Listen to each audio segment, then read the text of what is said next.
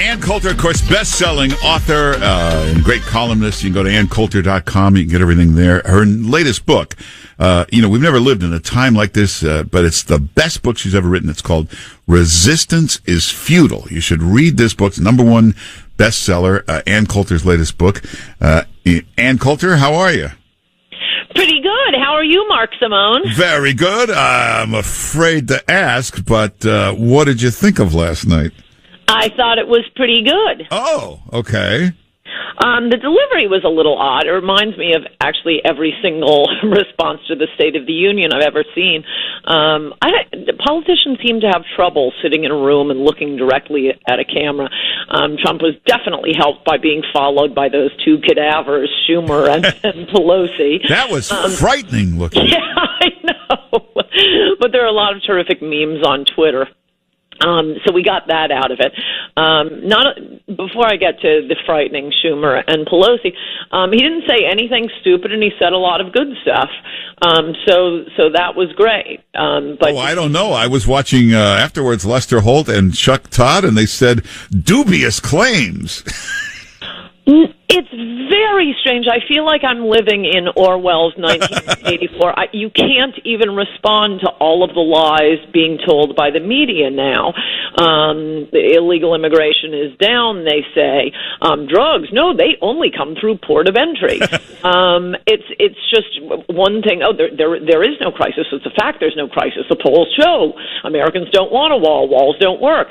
The lies are coming in such profusion based on nothing. They allow no one on their air to contradict them. It's very strange. I think all you can do is advise people, despite my usual enjoyment of watching MSNBC, is to disregard anything the media says about immigration. As I've always said, there is nothing they will fight like banshees over so much as to keep dumping the third world on America and undercutting working class wages, sucking up social services, all of which Trump mentioned. It was great. It was great. The only thing I would have talked a little more about is, in fact, the undercutting of working class wages. That came up early in the speech, how illegal aliens are harming our own people, particularly. And, this is something else I heard. I forget what her name is. But a woman on CNN last night saying, no, studies have shown illegal immigration does not hurt African Americans. Well, Carol Swain, this professor at University of Tennessee, black professor, by the way, has been studying this for years. She's an economist. She's written books about how both legal and illegal immigration, how it is just wiping out not so much the black lower class, but black working class, trying to get a foothold in the American dream. There is nothing. What's his name? George Borjas, the Harvard professor who's written about the effect of both immigration and illegal immigration on wages. Who does it hurt? It's the working class, and the benefit is taken by the rich. The studies are overwhelming on this, but no, we just have commentators with no contradiction. Everyone just keeps repeating the same lies. So all I can say is read Adios America and do not believe anything said by the media about immigration. I wish the president had done some visual things. Like behind him, he should have put up a quote from the head of the Border Patrol saying walls absolutely work. And then he should have put up, there's a guy named Mark Morgan. He was Obama's head of the Border Patrol, and he has been saying walls absolutely do work. Those two quotes, he should have put them up in big letters on the screen. Yeah, actually, some visual aids would have been great, and maybe he would have been a little peppier if he had been able to. But I liked that his tone wasn't jokey, it wasn't rally-like, so he avoided a lot of pitfalls. I will give him that. I see absolutely no point in him going to the border. That's just stupid. That's when politics took a turn from facts, statistics, and numbers into feelings. No, you don't need to walk along the border. We have facts, and he has more facts at his disposal as President of the United States. What I'd like him to do is direct his Department of Justice. They have that vast Bureau of Justice statistics. We still don't know how many immigrants are in prison in America. How many are legal? How many illegal? What are they in prison for? How many times were they deported before getting caught? That sort of thing. Why don't we know that? There's a whole chapter in my book, Adios America, which Donald Trump read, about what how we can't say. I mean, there's a lot of tertiary information, but we don't know anything about immigrants and crime in the United States, not official statistics from our government. So that's something else you will hear over and over again. Oh, no, immigrants commit less crime than Native Americans. Now, I've looked into, you have to trace it back, every study that allegedly shows that, and it's absolute nonsense. The two studies that get all the headlines compared immigrant crime to the crime of convicted felon Americans. So seriously, that's what the comparison was. So as long as we can get the headline, as long as we can lie about this, but I notice only one side in this debate is asking for the numbers, because you can go around state by state, city by city, look at the most wanted list, and you will not find an American name there.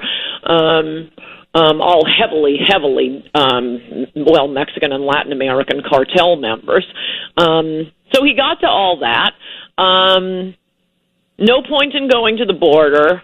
And as you may have noticed on Twitter, I'm insisting that as a gesture of friendship, President Benjamin Netanyahu of Israel come and address Congress and tell them our wall works great. Oh, hey, Ann Coulter, I forgot to ask you. Joe Biden the other day, that comment where he said, the blonde conservative woman. Well, the insider information I can give you that makes this particularly funny is, I worked on the Senate Judiciary Committee. I dated one of Biden's staffers for a long time. Oh. He knows who I am.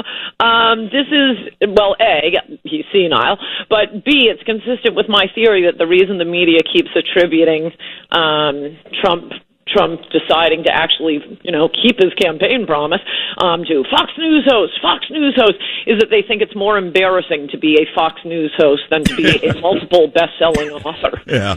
So, that's an old trick, too. Like, if you're on the air against somebody else, you pretend you don't know their name, and you never mention it.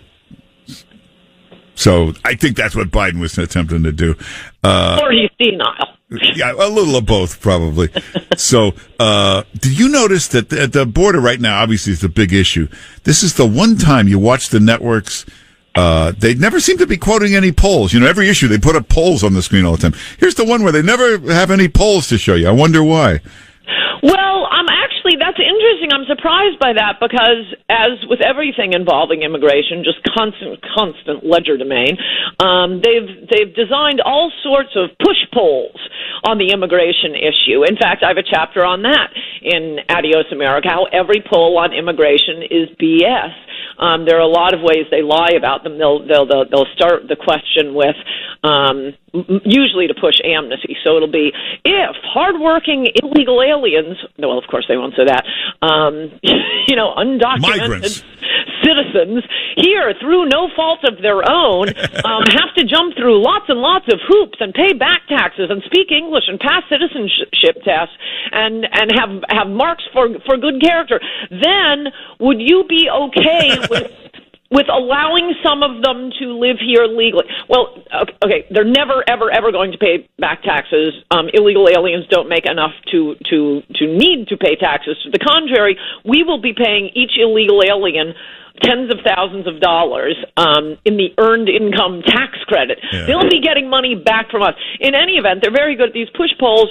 And I would say any poll that asks about illegal immigrants themselves as opposed to immigration, more or less.